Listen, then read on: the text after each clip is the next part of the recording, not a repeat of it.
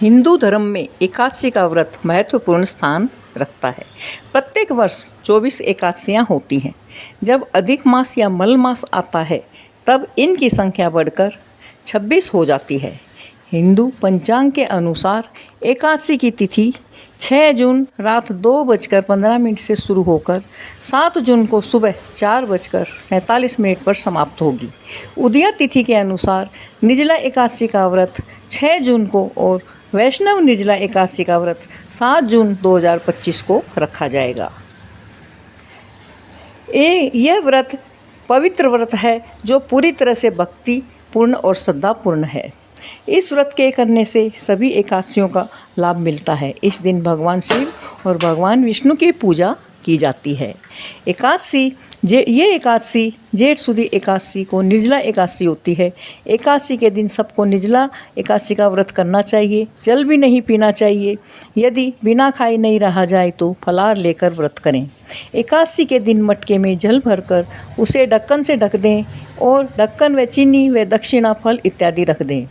जिस ब्राह्मण को मटका दें उसी ब्राह्मण को एकादशी के दिन एक सीधा और शरबत दें और फिर एक मिट्टी के मटके में जल भरकर ढक्कन में चीनी रुपया रखो और बायने के साथ आम रखकर करवे पर रोली से सतिया बनाकर ढक्कन से ढक दो। फिर हाथ फेर कर सासू जी को या फिर ब्राह्मण को पैर छूकर दे दो।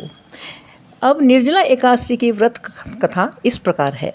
एक समय की बात है कि भीमसेन ने व्यास जी से कहा, भगवान युधिष्ठिर, अर्जुन, नकुल, सहदेव, कुंती तथा द्रौपदी सभी एकादशी के दिन उपवास करते हैं तथा मुझसे भी यह कार्य करने को कहते हैं। मैं कहता हूँ कि मैं भूख बर्दाश्त नहीं कर सकता। मैं दान देकर तथा वासुदेव भगवान की अर्चना करके उन्हें प्रसन्न कर लूँगा। बिना व्रत किए जिस तरह से हो सके मुझे एकादशी का व्रत का फल बताइए। मैं बिना काया कलेश के ही फल चाहता हूँ।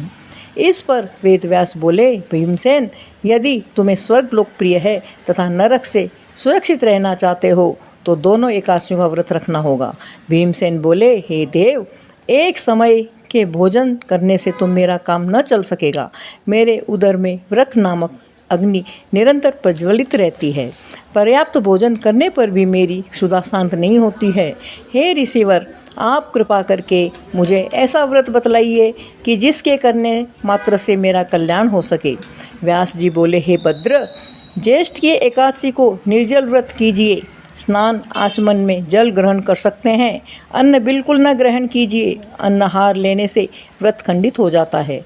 तुम भी जीवन पर्यंत इस व्रत का पालन करो। इससे तुम्हारे पूर्वकृत एकादशियाँ को अन्न खाने का पाप समूल विनष्ट हो जाएगा। इस दिन ओम नमो भगवते वासुदेव मंत्र का उच्चारण करना चाहिए और गोदान करनी चाहिए। व्यासाज्ञानुसार भीमसेन ने बड़े साहस के साथ निर्जला एकादशी का यह व्रत किया। इसके परिणाम स्वरूप प्रातः होते होते संज्ञाहीन हो गए। तब पांडवों ने गंगाजल, तुलसी, चरणामृत प्रसाद देकर उनकी मूर्छा दूर की। तभी से भीमसेन पाप मुक्त हो गए।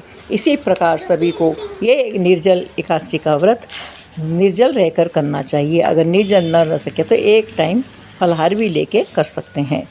बोलो कृष्ण भगवान की जय। ओम नमो भगवते वासुदेव का जाप करना चाहिए। ओम नमो भगवते वासुदेवाय। ओम नमो भगवते वासुदेवाय। ओम नमो भगवते वासुदेवाय। ओम नमो भगवते वासुदेवाय।